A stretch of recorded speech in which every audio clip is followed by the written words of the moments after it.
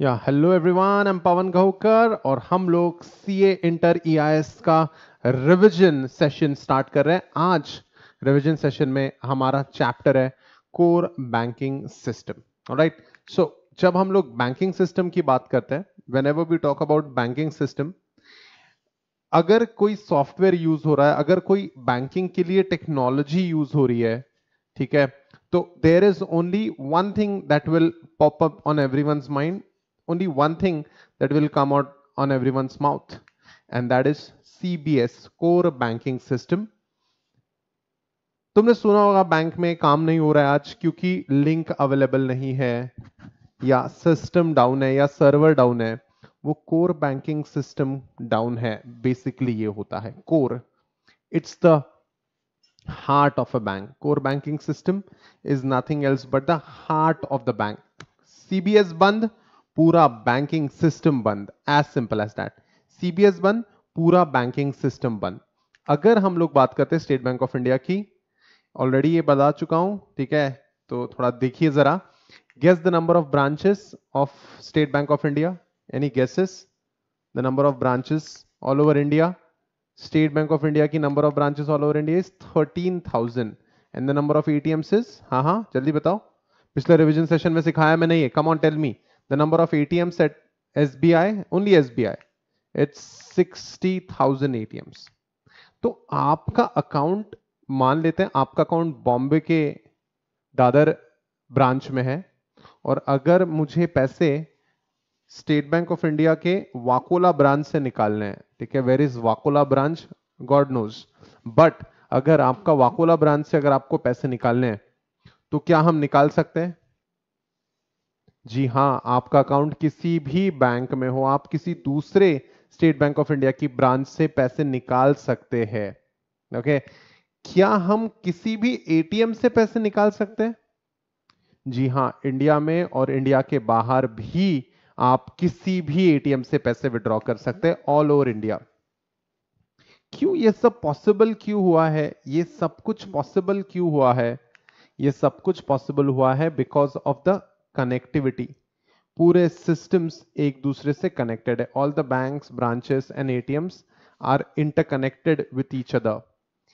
This interconnection between the various branches, this interconnections between the various ATMs, this interconnection is called as core banking system.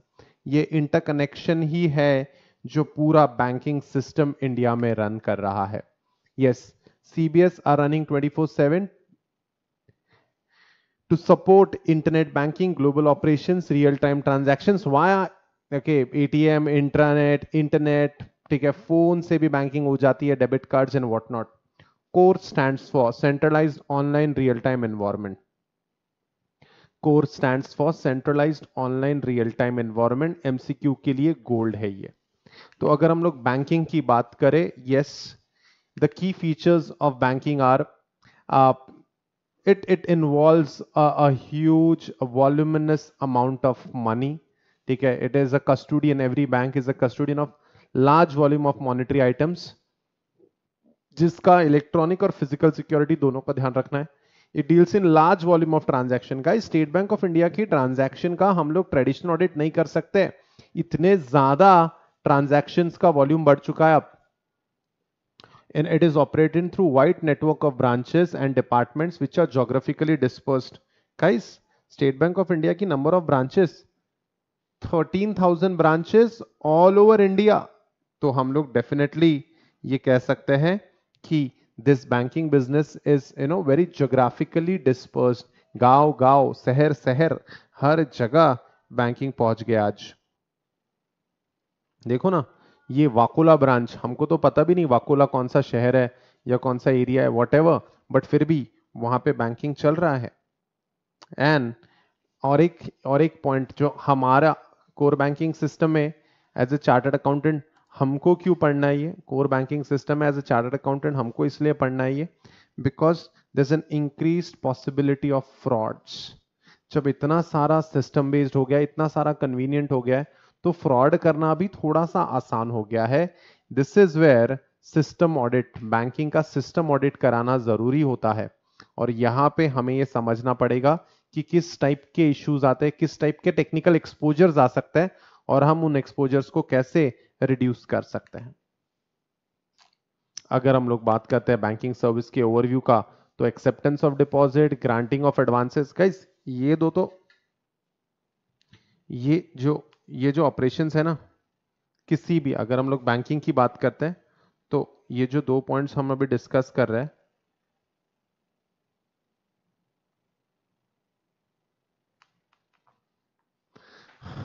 हम लोग लोगों से deposit लेंगे, फिर दूसरे लोगों को लोन पे देंगे, पैसा एडवांस देंगे, और फिर जो हम लोग इंटरेस्ट लोगों को बांटेंगे और जो हम लोग इंटरेस्ट लोगों से कमाएंगे, ये डिफरेंस ही बैंक का प्रॉफिट रहेगा। तो ये जो चार जो चीजें है ना, ये जो चार चीज है, acceptance of deposit, granting of advances, remittances and collection, ये बहुत वाइटल बैंकिंग सर्विसेज है। इसके अलावा रेमिटेंस है ना, इंडिया से बाहर पैसे भेजना, किसी पार्टी को पैसे भेजना, then clearing, letter of credit and guarantees, कोई किसी की बिहाफ पे गारंटी लेता है। इंटरनेशनल बैंकिंग में एलओसी का बहुत इंपॉर्टेंस है। अगर आपको पता होगा नीरव मोदी का फ्रॉड, तो वो लेटर ऑफ क्रेडिट के बेसिस पे ही फ्रॉड किया गया था 11,000 करोड़ का। कोई बात नहीं। Credit cards and debit cards, these are the basic things, but इसके अलावा भी और भी बैंकिंग सर्विसेज आज मार्केट में आ चुकी है। Like they do everything today, right from, ठीक है, क्रेडिट कार्ड्स तो हमने देख लिया, insurance broking, claims, retail banking. ये कैसा होता है ना, दो टाइप की बैंकिंग होती है, corporate banking and retail banking. अगर हम लोग हमारी बात करें, हम जो बैंकिंग यूज करते हैं, दैट्स रिटेल बैंकिंग, चिल्लर बैंकिंग। और जो सिर्फ बिजनेस के लिए ब्रांचेस होती है, that is called as corporate banking. Then bank operations, trade finance, small and medium enterprises, corporate banking, risk management, underwriting, loan, high net worth individual, relationship management, life insurance and non life insurance. इन भी areas में, इन भी non banking services में अब banks आ चुकी है। अब challenges of IT, अगर इंफॉर्मेशन टेक्नोलॉजी के चैलेंजेस की हम लोग बात करते हैं, ठीक है, आईटी यूज हो गया तो आप समझ लो, अगर इंफॉर्मेशन टेक्नोलॉजी यूज हो रही है तो आप समझ लीजिए टेक्नोलॉजी आ गई तो कोई ना कोई चैलेंज आ गया, definitely nothing is free from challenges. सबसे बड़ा चैलेंज, जैसे आपने, ये कौन सा फोन है, क्या बताएंगे आप मुझे कौन सा फोन है? It is iPhone access max. अब ये फोन जैसे ही लॉन्च होता है हम खरीद लेते हैं, हम खरीद लेते हैं। 1 सितंबर में तुम ये खरीद लो, दूसरे सितंबर में उनका एक नया फोन लॉन्च हो जाता है, आईफोन 11। फ्रीक्वेंट चेंजेस और ऑब्सोलेसेंस ऑफ टेक्नोलॉजी, टेक्नोलॉजी का सबसे बड़ा प्रॉब्लम है, टेक्नोलॉजी आउटडेट हो जाता है, टेक्नोलॉजी का ये सबसे मेजर इशू है। तो सबसे पहला चैलेंज है हर बैंक के लिए, हर बिजनेस के लिए, फ्रीक्वेंट चेंजेस इन टेक्नोलॉजी। आपने एक सॉफ्टवेयर खरीदा, जैसे ही आप दूसरे सॉफ्टवेयर पे जाओगे, ठीक है, आपने एक सॉफ्टवेयर खरीदा तो जैसे ही खरीदोगे 1-1.5 साल बाद वो आउटडेट हो जाता है, and that's a major challenge. Frequent changes of technology, multiplicity and complexity of systems, different types of controls for different types of technology. कैसे इतनी सारी कंट्रोल्स है, मैंने आपको फर्स्ट चैप्टर के रिवीजन में करवाया है कि यार इतने सारे application control, managerial control, physical control, environmental control and what not control, इतनी सारी कंट्रोल्स है। बैंकिंग के लिए बहुत कॉम्प्लेक्स हो जाता है, हर एक टेक्नोलॉजी के लिए अलग अलग टाइप का कंट्रोल लगाना। उसके बाद dependence on vendors, banking, bankers को बैंकिंग आती है, बैंकर्स को सॉफ्टवेयर बनाना नहीं आता, सॉफ्टवेयर मेंटेन करना नहीं आता, तो बैंकर्स डिपेंडेंट होते हैं दूसरे वेंडर्स पे जो सॉफ्टवेयर बना के देते हैं। जैसे सबसे बड़ा बैंकिंग सॉफ्टवेयर है फिनेकल, जो इन्फोसिस ने बना के दिया है। Then we have bank software by TCS, ये भी एक बड़ा सॉफ्टवेयर है, काफी वर्ल्ड वाइड यूज होता है। फिनेकल तो बेस्ट सॉफ्टवेयर है बैंकिंग के लिए, फिनेकल ऐसा, फिनेकल जितना वाइड स्प्रेड यूज सॉफ्टवेयर ही नहीं है। उसके बाद Oracle Flexcube, Oracle is a vendor and Flexcube is their software. IBM का बैंकमेट एक सॉफ्टवेयर है, और न्यूक्लियस ने बनाया हुआ FinnOne. These are the various software. अब ये सॉफ्टवेयर बनाने वाली कंपनी इन्फोसिस, टीसीएस और उनके सॉफ्टवेयर फिनेकल, बैंक्स। अब अगर स्टेट बैंक ऑफ इंडिया ने, जैसे state Bank of India uses Finacle, अब सॉफ्टवेयर में प्रॉब्लम आ गई तो बैंक उसको सॉल्व नहीं कर सकता, उनको इन्फोसिस पे डिपेंडेंट होना पड़ेगा, डिपेंडेंस ऑन वेंडर्स। एक और चीज, आपका बैंक बैलेंस कितना है? अगर मैं आपको ये सवाल पूछता हूं तो मैं दावे के साथ कह सकता हूं कि आपको इस सवाल का एक्यूरेट आंसर नहीं आता है।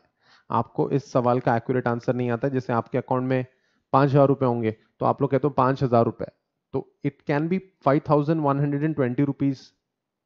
तो आपके अकाउंट में कितने पैसे हैं हम लोगों को एकदम से याद नहीं रहता, हम लोग ध्यान भी नहीं देते। जो पैसों का जो डिनोमिनेशन होता है ना, ये जो पॉइंट, ये जो 0.58 जो आ रहा है ना, हम लोग को ना यहां तक ध्यान देते हैं। 2,34,549 बहुत ही हो गया तो हम लोग यहां तक ध्यान देंगे। ये 58 पैसों पे, 58 पैसों पे तो हमारा बिल्कुल ध्यान नहीं होता। और यहां से एक फ्रॉड डेवलप होता है जहां पे आपके अकाउंट में अगर इतना पैसा क्रेडिट होने वाला था तो आपके अकाउंट में इतना पैसा आ जाता है 2,34,549, लेकिन जो 58 पैसे है वो आपके अकाउंट में नहीं जाते, वो किसी दूसरे के अकाउंट में चले जाते हैं। कौन सा फ्रॉड है ये, जल्दी बताओ, which fraud is this? This is a rounding down fraud. ठीक है, अब ऐसे फ्रॉड से रोकने के लिए आपको एक और चीज करनी है, सेग्रीगेशन ऑफ ड्यूटीज, जहां पे डिजाइनर अलग, डेवलपर अलग और टेस्टर अलग। डिजाइनर कोई और रहेगा, डेवलपर कोई और रहेगा, टेस्टर कोई और रहेगा। हमेशा याद रखना वो एग्जाम्पल। अगर पेपर बनाया भी आपने, पेपर सेट जो सीए इंटर का जो एग्जाम है, अगर सीए इंटर का एग्जाम लिखा, ओके, आपने पेपर सेट किया, पेपर अटेंड भी आपने किया और पेपर चेक भी आपने किया, तो बर्बादी होगी ना। Segregation of duties is an important thing and it's a very challenging aspect जहां पे आपको एसओडी बना के रखना है। उसके बाद सेग्रीगेशन ऑफ ड्यूटीज के बाद साइबर फ्रॉड्स और साइबर क्राइम्स की थ्रेट्स होती है हमेशा। और अगर एम्प्लॉयज के हाथ से कुछ इंटेंशनल या अनइंटेंशनल गलती हो जाती है तो ये बहुत भारी पड़ती है बैंक पे। उसके बाद कुछ कुछ लोग होते हैं जो बहुत ही इमोशनल होते हैं, ठीक है, जो अपने दोस्तों के लिए कुछ भी करने के लिए रेडी रहते हैं। है? आप में से कितने लोग बहुत ज्यादा इमोशनल है? बहुत लोग रहते हैं। ऐसी इमोशनल लोगों के साथ सोशल इंजीनियरिंग की जाती है, the clever manipulation of human tendency to trust. अरे तू मेरा दोस्त है ना यार, प्लीज एक काम करना, मुझे यूजर आईडी पासवर्ड शेयर करना, थोड़ा सा मेरा कुछ सॉफ्टवेयर ग्लिच हुआ है, लॉगिन नहीं हो रहा है वगैरह वगैरह, और फिर ऐसा आपका यूजर आईडी पासवर्ड लेके आपके आईडी के बेसिस पे गलत काम करता है। This is social engineering. ठीक है, आप लोगों को जो भी इमोशनल लोग होते हैं उनके साथ ये खेल बहुत खेला जाता है, जहां पे आपको बताया जाता है कि यार तू दोस्त है ना मेरा, प्लीज हेल्प कर दे थोड़ी। और इस बात को लेके, because it is computer based, everything is system based, everything is online, तो एक्सेस पाना आसान हो जाता है और आपका नाम फंसेगा उसमें। ठीक है, उसके बाद ये क्या है? This is world trade centre before 9/11 attacks and the new world trade centre. यहाँ पे अटैक हुआ था, ओसामा बिन लादेन ने अटैक करवाया था। ठीक है, दोस वर ट्विन अटैक्स, ट्विन टावर्स को गिराया था उन्होंने। वर्ल्ड ट्रेड सेंटर के अंदर बहुत ज्यादा तबाही हुई थी। I have visited this site. ये डेबरी हटाने के लिए, कचरा हटाने के लिए 6 महीने लगे थे और आग बुझाने के लिए 2 महीने लगे थे। सो बहुत ज्यादा, there were hardly any survivors. JP Morgan के भी काफी एम्प्लॉयज थे, 200 के अराउंड, लेकिन वो भी मारे गए सबके सब। JP Morgan is an investment banker, लेकिन क्या जेपी मॉर्गन ने अपना बिजनेस चालू किया होगा? कितने साल के अंदर या कितने महीनों के अंदर? Any guesses? जेपी मॉर्गन ने अपना बिजनेस स्टार्ट किया 5 मिनट के अंदर, because there was a backup location available few miles away. There was a backup location available few miles away, Chase building में। उनके पास सारा इन्वेस्टमेंट बैंकिंग का, पोर्टफोलियो मैनेजमेंट के सारे सॉफ्टवेयर और एक स्टैंड बाय में टीम रेडी थी। बिजनेस में कितना भी बड़ा खतरा आ जाए, बिजनेस रुकना नहीं चाहिए। This is a perfect and this is the best example of a business continuity plan.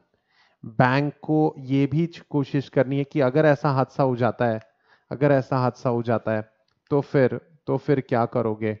आपको पूरी कोशिश करनी है कि जो भी प्रॉब्लम है, you need to ensure there should be a business process continuity, BCP कहते हैं उसको, बिजनेस कंटिन्यूटी प्लानिंग होना ही चाहिए। Challenges is a major challenge of IT. So guys, अगर मैं आपको बात करूं, इसका एक इजी टू रिमेंबर कोड है, need for speed game should be placed in HDD. NFS need to ensure business process, and again and new social engineering techniques. Then F, frequent changes of technology. S, segregation of duties. Then end game में GA को use नहीं कर रहे हम लोग, ME को use कर रहे हैं, multiplicity of system, external threats and HDD है ना, हाई डेफिनेशन में ही देखना पड़ेगा आपको हर चीज, अच्छा गेम अच्छे एक्सपीरियंस में खेलना है तो। High impact and different types of control and dependence on outside vendors. So guys learn करने वाला पॉइंट है ये। अगर ये आंसर लर्न हो गया तो दो जगह इसका फायदा होगा, कॉमन टॉपिक है ये, please learn it by all means.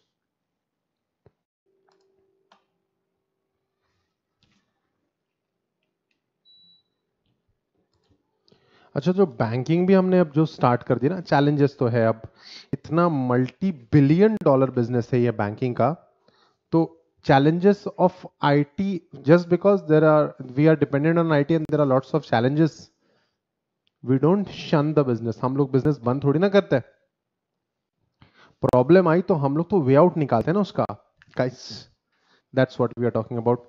आजकल जब सब कुछ ऑनलाइन हुआ है, जब सब लोग घर पे बैठ के आराम से लॉगिन करके पैसे विड्रॉ कर सकते हैं, आप जब इतनी कन्वीनियंस से पैसे विड्रॉ कर सकते हैं, तो कोई हैकर भी उस पैसों को छेड़ सकता है, कोई क्रैकर भी उस पैसों को छेड़ सकता है।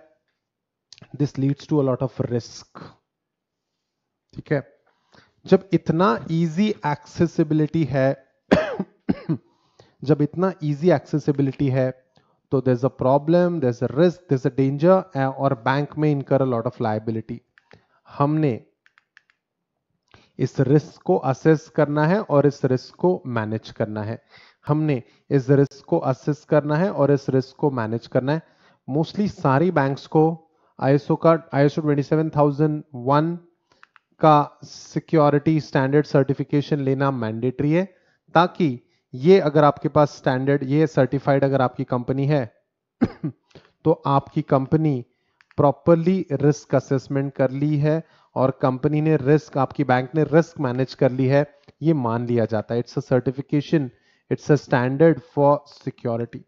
Risk is a potential harm caused if a particular threat exploits a vulnerability and cause damage to the asset. That's the risk.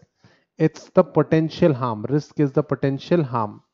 Talking about risk, there are three primary functions of risk management. ठीक है, सबसे पहले risk को identify करते हैं, फिर risk को assess करते हैं। एग्जैक्टली रिस्क को असेस कैसे करते हैं हम लोग पढ़ेंगे थोड़ी देर में, और फिर हम लोग रिस्क को मिटिगेट करते हैं, हम लोग रिस्क को रिड्यूस करते हैं। अब वो रिस्क को मिटिगेट कितना करना है, ये सब हम लोग पढ़ते हैं। Three primary functions under risk management: risk identification, risk assessment and risk mitigation. Risk management का साइकिल है, not every asset is equally important. तो सबसे पहले identify your assets, assess the risk, कितना रिस्क है, कितनी थ्रेट है, और हम लोग कितने वल्नरेबल है, हम लोग कितने वीक है, पता करो।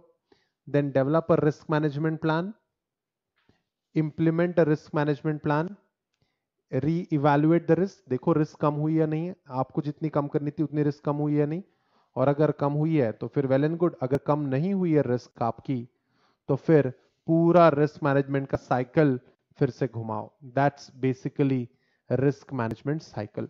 ये हमें पता होना चाहिए। एज सच ऐसा डायरेक्ट क्वेश्चन ये वाला तो नहीं आएगा, बट हमें ये पता होना चाहिए ताकि रिस्क, ये पार्ट को हम अच्छे से समझ पाए। Sources of risk, there are various sources of risk: commercial and legal relationships, economic circumstances, human behavior, natural events, natural disaster। ठीक है, यानी जैसे हमारे अभी करंट सिचुएशन में कोरोना आया है, दैट्स अ नेचुरल इवेंट, उसके कारण भी बिजनेस को रिस्क हुई। हमेशा भूकंप थोड़ी ना आएगा, corona is also a natural event that has happened to humanity, that has happened to earth, जिसके कारण बिजनेस को काफी नुकसान हो रहा है। Then technical issues, management activities and controls. काफी लोग, अरे यार तुम लोग अपने कंपनी के मालिक को कैसे रोकोगे गलत काम करने से, ये एक बड़ा प्रॉब्लम है। एंड देन इंडिविजुअल एक्टिविटीज, कोई एम्प्लॉय अकेले में क्या करेगा, कुछ बोल नहीं सकते, that's a significant source of risk. और सबसे बड़ा, ये पॉलिटिशियन लोग दंगे करवा देते हैं घर पे बैठ बैठ के, guys, political circumstances is also a significant source of risk. So these are the sources of risk. ये amendment का पार्ट है, ये प्लीज ये आंसर ढंग से करके जाना। Commercial and legal relationship, economic circumstances, human behavior, then natural events, technical issues, management activities and control, individual activities, and political circumstances. Now, do you know Vinod कामली? विनोद कामली जी को जानते हो आप? विनोद कामली जी देखा है कि तुमने? पता है तुमको? जी हाँ, ये क्रिकेटर थे, अभी भी है, बट अभी इंटरनेशनल लेवल पे खेलते नहीं है.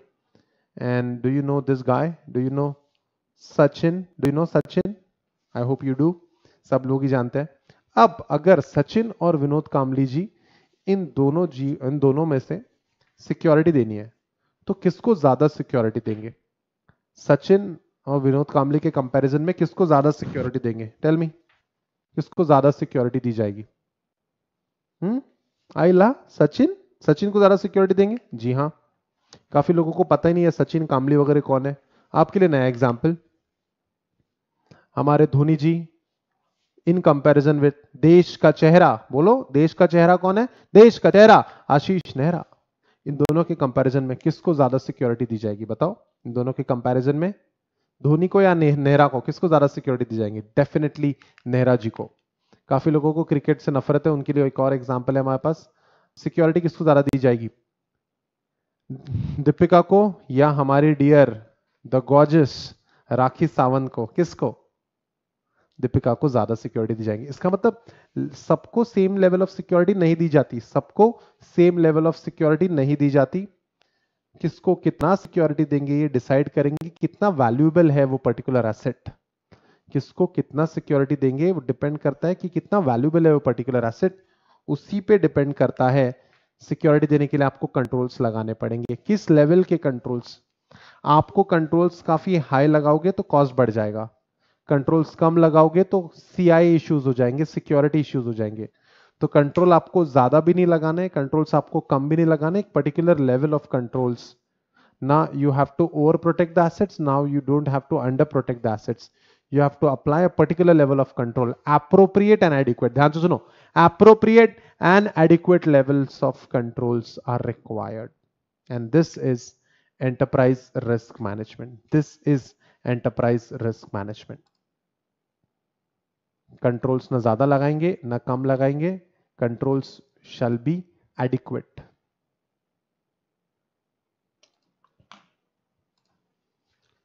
सो enterprise risk management, we have to make sure कि हम लोग जो भी कंट्रोल्स लगाएंगे वो कंट्रोल्स ना ज्यादा लगाएंगे ना कम लगाएंगे, एप्रोप्रिएट लगाएंगे, एडिक्वेट लगाएंगे. और इसी को कहते हैं एंटरप्राइज रिस्क मैनेजमेंट. रिस्क कितनी है ये समझना पड़ेगा. उसके लिए रिस्क का एनालिसिस करना पड़ेगा, रिस्क का असेसमेंट करना पड़ेगा. It's the process of identifying risk and determining the magnitude and impact. यानी अगर, सॉरी थोड़ा ज्यादा जोर से कर दिया मैंने, अगर कोई रिस्क मटेरियलाइज होती है, कोई थ्रेट मटेरियलाइज होती है, तो उसका मैग्नीट्यूड क्या है, कितना हिट करेगी हमें, कितना इंपैक्ट करेगा, ये जानना पड़ेगा. अगर कोई रिस्क है भी लेकिन उसका मैग्नीट्यूड कम है, उसका इंपैक्ट कम है, तो हम लोग उसको ज्यादा इज्जत नहीं देंगे, उसको मैनेज करने की कोशिश भी नहीं करेंगे हम लोग. तो इंफॉर्मेशन सिस्टम यूज करते वक्त हर रिस्क को कवर नहीं किया जाता.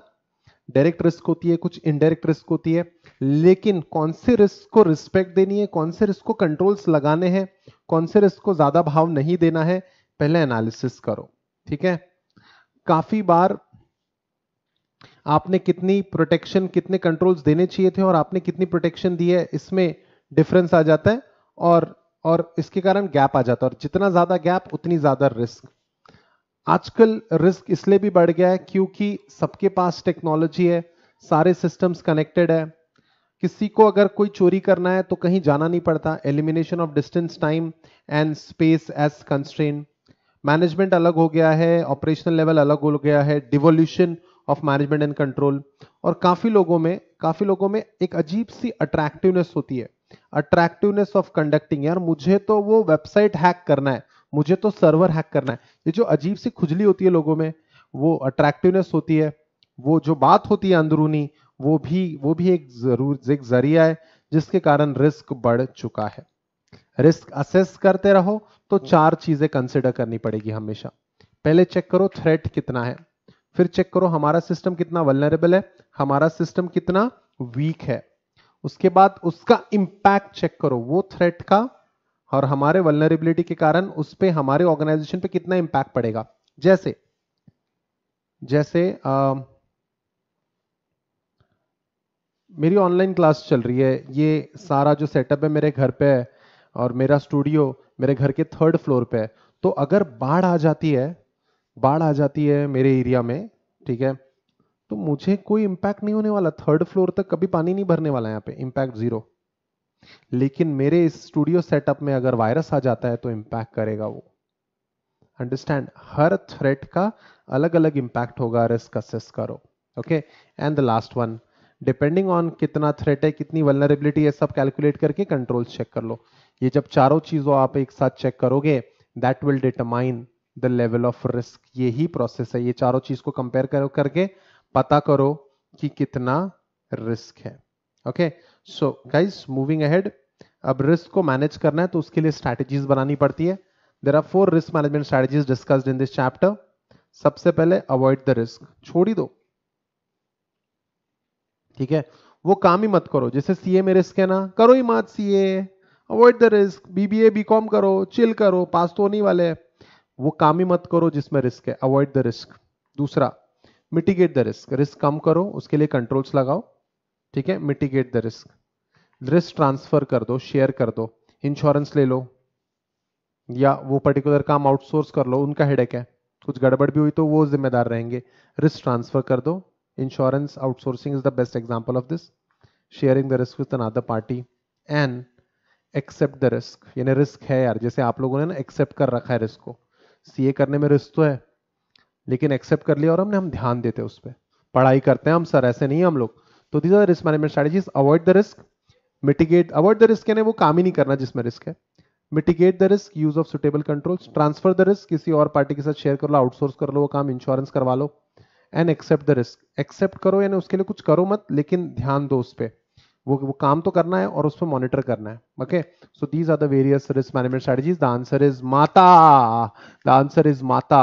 These are the risk management strategies, mitigate the risk, avoid the risk, transfer the risk and accept the risk. इसमें और एक और पॉइंट ऐड हुआ है, अमेंडमेंट की जो शीट है उसमें मैंने अलग से आपको दिया है कि रिस्क मैनेजमेंट स्ट्रेटजी में एक और चीज ऐड हुई है, वो हम लोग अमेंडमेंट का रिवीजन करेंगे तब देख लेंगे। रिस्क मैनेजमेंट स्ट्रेटजीज, माता is the answer. Components and architecture of core banking system, अगर हम लोग कोर बैंकिंग सिस्टम देखें तो इन्फोसिस का फिनेकल सॉफ्टवेयर, न्यूक्लियस का फिन1 सॉफ्टवेयर, ओरेकल का फ्लेक्स क्यूब, टीसीएस का बैंक सॉफ्टवेयर और आईबीएम का बैंकमेट सॉफ्टवेयर है। CBS refers to the common IT solution wherein a central shared database, this guys, ये जो central जो system है ना, ये बहुत इंपॉर्टेंट है। CBS का ये जो मेन है ना, ये सारे ब्रांचेस है, ये सारी ब्रांचेस है जो इस कोर्स से जुड़ा हुआ है, जो इस कोर्स से जुड़ा है। core banking system refers to a common IT solution wherein a central shared database supports the entire banking application business process in all the branches of the bank. Update a common database in a central server located at data center which gives a consolidated view. ये common data center एक total overall picture देगा, consolidated view of the banking operation. The key module, जैसे ERP में modules होते हैं, CBS में भी module होते हैं, ATM स्विच होता है, मोबाइल बैंकिंग के लिए उसमें मॉड्यूल होता है, internet banking, phone banking, credit card, data warehouse, branch, back office, ATM switch, सबके लिए एक मॉड्यूल होता है। Some aspects built into the architecture of CBS are information flow. सब हर जगह प्रॉपर इंफॉर्मेशन फ्लो होगी तो ऑपरेशन स्मूथ होंगे। कस्टमर सेंट्रिक, एक ही रूल है बिजनेस करने का, satisfy the customer, satisfy the customer and satisfy the customer. तो कस्टमर के पर्सपेक्टिव से आपको हर चीज करनी है। कंप्लायंस सही तरीके से करो और रिसोर्सेस को पूरी तरह यूटिलाइज करो, resource optimization. Okay, so guys, जो भी है बिजनेस आपका कोई भी हो, एक सेंट्रल डेटाबेस तो रहेगा। Okay, some key aspects built into the architecture of CBS are: information of customer is a regular resource. Information of a customer is a regular resource. चारों points आसानी से learn हो जाएंगे. These are the some key aspects built into the architecture of CBS, core banking system. अब core banking system के अंदर बहुत important चीज हम लोग डिस्कस करने वाले हैं, the servers are the sophisticated computer system that accept service request from different clients. ये सारे क्लाइंट कंप्यूटर्स है और जो सारे सर्वर से डेटा मांगेंगे। सर्वर को सर्वर क्यों कहते हैं? Because it serves the information request of the client computer. Server को सर्वर क्यों कहते हैं? Because it serves the information request of the client computers. ठीक है, सो अ सर्वर, आप एक बात पढ़ लो, server is a powerful and robust system as performs the entire core banking operation. CBS is developed as an internet based application. Guys, ये server जो है ना, हर एक पर्टिकुलर काम के लिए, हर एक पर्टिकुलर फंक्शन के लिए अलग सर्वर होता है। तो ये जो सर्वर जो है, ये दूसरे क्लाइंट से, बैंक की केस में दूसरे ब्रांचेस से, दूसरे एटीएम से जुड़ा होता है। तो everything is internet based. Okay, the CBS is developed as an internet based application, as an, sorry, it's an internet based application and therefore can be accessed through browser application. So access भी किसको देंगे, क्या देंगे और कौन से servers रहते हैं? Let's study this out. These are the various types of servers in our syllabus. सबसे पहले है हमारे पास एप्लीकेशन सर्वर। सबसे पहले हमारे पास है एप्लीकेशन सर्वर। एप्लीकेशन सर्वर समझने के लिए पहले 3 टियर क्लाइंट सर्वर आर्किटेक्चर आना चाहिए हमको, जहां पे सारा डेटा स्टोर होता है, डेटाबेस टियर, जहां पे सारा लॉजिक स्टोर होता है, दैट्स बिजनेस लॉजिक या फिर एप्लीकेशन लॉजिक, और जहां पे डेटा दिखता है that is the client tier. Application server यानी वो सर्वर, एप्लीकेशन सर्वर यानी वो सर्वर जहां पे सारा डेटा स्टोर होता है, जहां पे सारा बिजनेस लॉजिक स्टोर होता है। All the transaction of the customer are processed by. तो एप्लीकेशन सर्वर ये वो सर्वर है, एप्लीकेशन सर्वर ये वो सर्वर है जहां पे सारे डेटा का, एप्लीकेशन सर्वर ये वो सर्वर है जहां पे सारे डेटा का प्रोसेसिंग होता है, जहां पे सारे डेटा का प्रोसेसिंग होता है। तो एप्लीकेशन सर्वर, यस, ये 3 टियर सिस्टम मैं आपको ये काफी बार पढ़ा चुका हूं। एप्लीकेशन सर्वर जहां पे सारा प्रोसेसिंग होता है। सो गाइस, जब हम लोग general model of a system का डायग्राम पढ़ते हैं, input, process, output and storage, application server कहां काम करता है? जल्दी बताओ, एप्लीकेशन सर्वर कहां काम करता है? इनपुट में, प्रोसेस में, आउटपुट में या स्टोरेज में? Application server works at the processing area. So guys, yes, इस लेयर में एप्लीकेशन लेयर के अंदर एप्लीकेशन सर्वर होता है जो सारी प्रोसेसिंग के लिए जिम्मेदार होता है। Moving ahead, database server, process किया हुआ डेटा, डेटाबेस सर्वर प्रोसेस किया हुआ डेटा कहीं ना कहीं तो स्टोर करना पड़ेगा, तो स्टोरेज की रिस्पॉन्सिबिलिटी डेटाबेस सर्वर की होती है। स्टोरेज की रिस्पॉन्सिबिलिटी डेटाबेस सर्वर की होती है। अब नंबर ऑफ ब्रांचेस तो मैं आपको बता ही चुका हूं, नंबर ऑफ एटीएम्स में आपको बता चुका हूं। तो मेरा सवाल यह है, क्या मशीन है at the end of the day, क्या सेंट्रल डेटाबेस हमेशा अवेलेबल रहेगा? क्या सेंट्रल डेटाबेस हमेशा अवेलेबल रहेगा? द आंसर इज जी ना। सेंट्रल डेटाबेस हमेशा अवेलेबल नहीं रहेगा। वो हो सकता है कभी कभी बिजी भी हो सकता है वो कभी कभी बिजी भी हो। तो एटीएम्स को अगर सेंट्रल डेटाबेस, कोई अगर मैं जा रहा हूं एटीएम में पैसे निकालने की कोशिश कर रहा हूं एटीएम से, और सेंट्रल डेटाबेस बिजी है, तो क्या मैं एटीएम से पैसे निकाल पाऊंगा? सर, आप पैसे निकाल लोगे तो एंट्री कैसे होगी? डेटाबेस में एंट्री नहीं होगी तो शायद वो निकालने ना दे। सर, फिर तो एटीएम काम ही नहीं करेगा जब भी सेंट्रल डेटाबेस बिजी रहेगा या ओवरलोडेड रहेगा। कोई बात नहीं, necessity is the mother of invention. अगर सेंट्रल डेटाबेस बिजी है तो हर एटीएम इंडिया का बंद हो जाएगा, एक पर्टिकुलर बैंक का। ये नहीं होना चाहिए। इसलिए क्या करते हैं, इसलिए एक एटीएम चैनल सर्वर बनाते हैं, जहां पे जो भी ट्रांजैक्शन किया इस एटीएम में, जब ये सेंट्रल डेटाबेस बिजी था तो जो भी ट्रांजैक्शन हुआ है वो टेम्परेरीली यहां स्टोर हो जाएंगे। कहां? एटीएम चैनल सर्वर में। ठीक है, और जब जब सेंट्रल डेटाबेस बिजी था तो हमने एटीएम चैनल सर्वर में डेटा स्टोर कर दिया। अब इस बंदे ने एटीएम यूज कर लिया, मैंने एटीएम यूज कर लिया, तब ये बिजी था, लेकिन तब ये बिजी था। अब कभी ना कभी तो ये फ्री होगा। जब ये बिजी था तो मैंने टेम्परेरी डेटा यहां स्टोर कर दिया। अब कभी ना कभी तो ये सेंट्रल डेटाबेस अवेलेबल हो जाएगा। जी, हो जाएगा। सेंट्रल डेटाबेस अवेलेबल हो गया। अब सेंट्रल डेटाबेस अवेलेबल हो गया। अब हम लोग एटीएम चैनल सर्वर में जो भी डेटा है वो हम लोग अपडेट कर देंगे सेंट्रल डेटाबेस में। एटीएम चैनल सर्वर, ठीक है, एटीएम चैनल सर्वर एक फाइल बनाता है। क्या है उस फाइल का नाम, जल्दी बताओ। एटीएम चैनल सर्वर एक फाइल बनाता है, पॉजिटिव बैलेंस फाइल बनाता है। तो जो भी डेटा होता है इसमें वो अपडेट हो जाता है सेंट्रल डेटाबेस में जब सेंट्रल डेटाबेस अवेलेबल हो जाता है। सो गाइस इसका डायग्रामेटिक प्रेजेंटेशन आप देख लीजिए।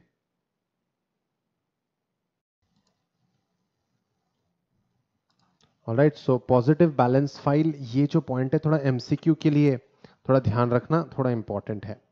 ओके, एटीएम चैनल सर्वर, एक बार इसको पढ़ लेते हैं। ATM channel server, this server contains the details of ATM account holders. Soon after the facility of using the ATM is created by the bank, the details of the customers are loaded onto the ATM server. When the central database is busy, with central end of the day activities or something like that, whatever the reason, the file containing the account balance of the customer is sent to the ATM switch. ATM switch का थोड़ी देर पहले हमने modules में देखा है। Sent to the ATM switch. Such a file is called as positive balance file. ये file में जो भी डेटा स्टोर होगा वो पॉजिटिव बैलेंस फाइल कहलाएगा।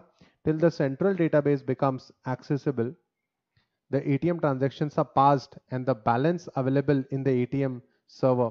Okay, and then once the central database server becomes accessible, all the transactions that took place in such time as the central database became accessible would be updated in the central database. This ensures not only continuity of ATM operation, बहुत important है ये पूरा server, ये ATM channel server हमने बनाया क्यों है, central database busy रहने के बाद ATM ऑपरेट होते रहने चाहिए। सर्वर बिजी इसलिए ATM बंद नहीं होने चाहिए। Continuity of ATM operation but also ensures that the central database is always up to the date, यानी सिस्टम में सेंट्रल डेटाबेस में सब कुछ अप टू द डेट भी रहेगा और एटीएम्स भी शुरू रहेंगे। एटीएम चैनल सर्वर में सोच के बताइए, एटीएम चैनल सर्वर में ये डिटेल्स होगी क्या, देखो ब्रांच डिटेल्स, ठीक है, आप कहाँ रहते हो, आपका आईएफएससी क्या है, आपका एमआईसीआर क्या है, क्या ये डिटेल एटीएम चैनल सर्वर में रहेगी? द आंसर इज जी, नहीं रहेगी। यूजर से रिलेटेड उसके सारे पासवर्ड्स, उसकी सारी ब्रांच डिटेल्स, उसके यूजर आईडी, उसके पिन, उसके एम पिन, ये सब कुछ स्टोर किए जाते हैं, ये सब कुछ स्टोर किए जाते हैं इंटरनेट बैंकिंग चैनल सर्वर में। इंटरनेट बैंकिंग चैनल, यूजर से रिलेटेड जो ऑनलाइन बैंकिंग यूज कर रहा है उससे रिलेटेड सारी detail, user ID, password, PIN, M PIN store, ये सब कुछ स्टोर होता है इंटरनेट बैंकिंग चैनल सर्वर के अंदर। Okay, internet banking channel server में आपका पासवर्ड और आपकी सारी सेंसिटिव डिटेल स्टोर होती है। ओके, अब जब मैं लॉगिन करूंगा तो मैंने यूजर आईडी डाला पवन123, मैंने पासवर्ड डाला, ठीक है, EIS123, एग्जाम्पल है ये। क्या ये पासवर्ड एटीएम चैनल सर्वर में स्टोर्ड है? क्या ये पासवर्ड और ये user ID ATM channel server में स्टोर्ड है? जी हाँ, स्टोर्ड है। तो जब मैं लॉगिन करूंगा, क्या ये पासवर्ड जो मैंने डाला है वो कहीं ना कहीं किसी ना किसी तरीके से कंपेयर होगा? क्या कंपेयर होना चाहिए? मैंने जो पासवर्ड डाला है और जो इंटरनेट बैंकिंग चैनल सर्वर में जो पासवर्ड स्टोर्ड है, क्या वो मैच होना चाहिए और तभी मुझे लॉगिन मिलना चाहिए? या फिर ऐसे ही लॉगिन दे दो, किसी को भी लॉगिन दे दो, 1 2 3 डाल दिया, लॉगिन हो जा, कुछ नहीं होता, निकाल ले पवन सर के अकाउंट में से पैसे। जी ऐसा नहीं होगा। इंटरनेट बैंकिंग चैनल सर्वर में जो भी पासवर्ड या जो भी डिटेल्स अवेलेबल है वो सब कुछ कंपेयर होगी इंटरनेट बैंकिंग एप्लीकेशन सर्वर में। ये सब कुछ कंपेयर होगी इंटरनेट बैंकिंग एप्लीकेशन सर्वर, यानी इंटरनेट बैंकिंग चैनल सर्वर में जो भी चीजें स्टोर्ड है, जब कंपेयर करने की बारी आएगी तो कौन कंपेयर करेगा? Internet banking application server compare करेगा। Internet banking application server which is stored in the internet banking application server authenticates the customer with the login details stored in the IBCS. IBCS यानी कौन? IBCS यानी कौन? जल्दी बताओ। IBCS यानी internet banking channel server. तो internet banking channel server में जो भी चीजें स्टोर्ड है वो कंपेयर होगी किससे? क्योंकि जो हमने लॉगिन डाला है उससे। लेकिन ये कंपेयर करने का काम कौन करेगा? ये सारा कंपैरिजन करने का काम करेगा इंटरनेट बैंकिंग एप्लीकेशन सर्वर। सो IBAS और IBCS इन दोनों में डिफरेंस है, एग्जाम के वक्त प्लीज ये ध्यान रखिएगा, IBCS is different and IBAS is different, दो डिफरेंट चीजें है, दो अलग अलग चीजें। कंपेयर करना, इंटरनेट बैंकिंग चैनल सर्वर में जो भी पासवर्ड स्टोर्ड है उसको कंपेयर करने के लिए एक अलग सर्वर है, इंटरनेट बैंकिंग एप्लीकेशन सर्वर। और हम लोगों को किसी भी वेबसाइट का नाम पता होता है लेकिन उसका आईपी एड्रेस नहीं पता होता है। दुनिया के सारे आईपी एड्रेसेस वेबसाइट के नाम एक सर्वर में स्टोर होता है और वो होता है वेब सर्वर। हमें किसी भी वेबसाइट का आईपी एड्रेस याद नहीं रहता लेकिन हमें नाम याद रहता है, facebook.com, ठीक है, ICR.org, हमें ये पता है, लेकिन उसका जो आईपी एड्रेस है 206.11.123.16 ये हमको याद नहीं रहता। तो ये सब हमको वेब सर्वर ढूंढ के देता है, कौन सा आईपी एड्रेस है, कौन से वेब पेजेस है, यूजर को खुद ढूंढ के देता है वेब सर्वर। अब यूजर को जाना है किसी भी बैंक में तो डायरेक्ट कनेक्शन नहीं देगा, घुमा के कनेक्शन देगा। डायरेक्ट कनेक्शन दिया तो हैक होने का डर होता है, तो कनेक्शन डायरेक्टली नहीं दिया जाता, कनेक्शन घुमा के दिया जाता है।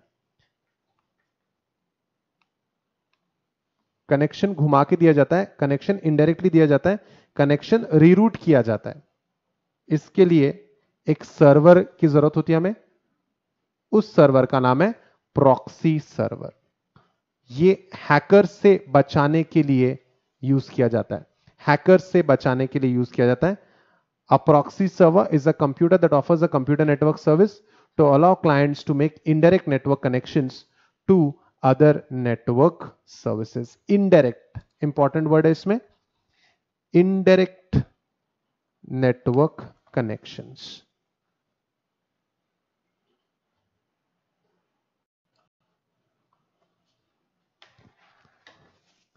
A client connects to the proxy server and then request connection file or other resource available on a different server. And then antivirus server, पूरे सिस्टम को वायरसेस से बचाने के लिए we have an antivirus server. Impact of banking, impact of technology in banking, business process बदल चुकी है क्योंकि हर चीज अब ऑटोमेटिक हो चुकी है, ऑटोमेट हो चुकी है, तो बिजनेस प्रोसेस बदल चुकी है, ऑटोमेट हो चुकी है business process.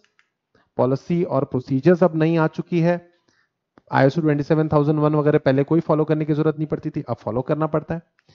CIA confidentiality integrity issues से इंफॉर्मेशन को प्रोटेक्ट करना है, सिक्योरिटी पॉलिसीज आ गई, SPDI आ गया, सेंसिटिव पर्सनल डेटा इंफॉर्मेशन आ गया, ये सारी चीजें आ गई। और रेगुलेटरी रिक्वायरमेंट कंप्लायंसेस और बढ़ चुके हैं, ऑर्गेनाइजेशन स्ट्रक्चर अब वैसा नहीं रहा जैसे पहले होता था। सो टेक्नोलॉजी आने के कारण बिजनेस प्रोसेसेस चेंज होगी, सारी प्रोसेस ऑटोमेट होगी, पॉलिसीज और प्रोसीजर अब बदल चुकी है, पहले जैसा नहीं रहा, पॉलिसी नहीं आ चुकी है, रेगुलेटरी रिक्वायरमेंट्स भी बढ़ गई है, मनी लॉन्ड्रिंग का रेगुलेटरी रिक्वायरमेंट बढ़ गया है और बहुत सारी चीजें बढ़ी है। एंड ऑर्गेनाइजेशन स्ट्रक्चर भी काफी हद तक चेंज हुआ है कि फ्रॉड ना हो। Okay, so guys that's it from the revisionary session of core banking system. I am Pawan Gaukar signing off from today's lecture. See you in the next revisionary session. Till then, bye bye, take care of yourself, study well, study hard.